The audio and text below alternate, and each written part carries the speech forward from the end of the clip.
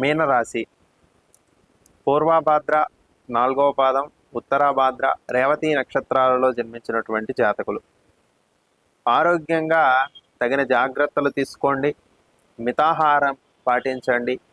ఎక్కువగా ఈ కాలంలో ఉపవాసాలు అవకాశం ఉంటే చేయడానికి ప్రయత్నించండి. మీనరాశి వారికి ఆరోగ్యం ఇబ్బందులు పెడుతుంది. అలాగే ప్రయాణాలు కూడా ఎక్కువగా కలగడానికి అవకాశం ఉంది.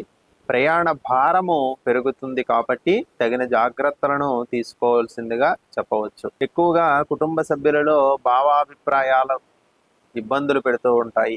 ఒకరి మాట ఒకరు పెడచెవిని పెట్టడం వలన ఇబ్బందులకు గురి అవుతారు.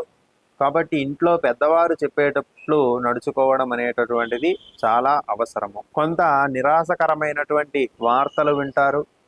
ఉద్యోగస్తులలో పని భారం పెరుగుతూ ఉంటుంది. పనికి తగినటువంటి ఫలితము లేకపోవడం వలన ఇబ్బందులు పడుతూ ఉంటారు. శ్రమను ఎక్కువగా చేస్తూ దాని ఫలితాన్ని తక్కువగా అనుభవించడం వలన శారీరకంగాను మానసికంగాను ఇబ్బందులు పడడానికి ఈ కాలంలో అవకాశం ఉంటుంది. ఊహించని విధంగా కొన్ని ధన సంబంధమైనటువంటి వ్యవహారాలు మిమ్మల్ని వరిస్తాయి. ధన లాభం కలగడానికి కూడా ఈ కాలంలో అవకాశం ఉంటుంది.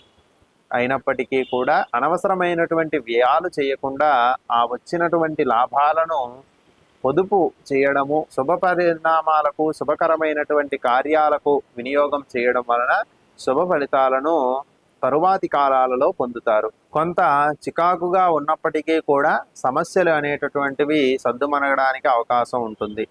మీరు చెప్పిన విషయాలను మీ యొక్క స్నేహితులు పాటిస్తూ మిమ్మల్ని గౌరవించడం కూడా జరుగుతూ ఉంటుంది. కాబట్టి మీనరాశి వారికి ప్రథమంగా కొంత చికాకులు కలిగినప్పటికీ కూడా ఇతరుల ద్వారా మరియు సమాజంలో కొంత మంచి పేరు రావడానికి ఈ కాలం అనుకూలంగా ఉన్నది. ఎక్కువగా బంధువులతో కలుస్తూ ఉంటారు.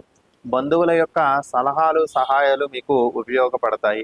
ఇతరులకు మీరు చేసేటటువంటి దాన ధర్మాలు మిమ్మల్ని ఉన్నత పదం వైపు నడిపిస్తూ ఉంటాయి. కాబట్టి మీనరాశి వారు ప్రస్తుత ఏలినాటి శని కాలంలో మీకు ఏర్పడేటటువంటి కష్టాలను గుర్తిస్తూ అవి కష్టాలుగా భావించకుండా ముందుకు సాగడం వలన శుభకరమైనటువంటి ఫలితాలను పొందుతూ ఉంటారు.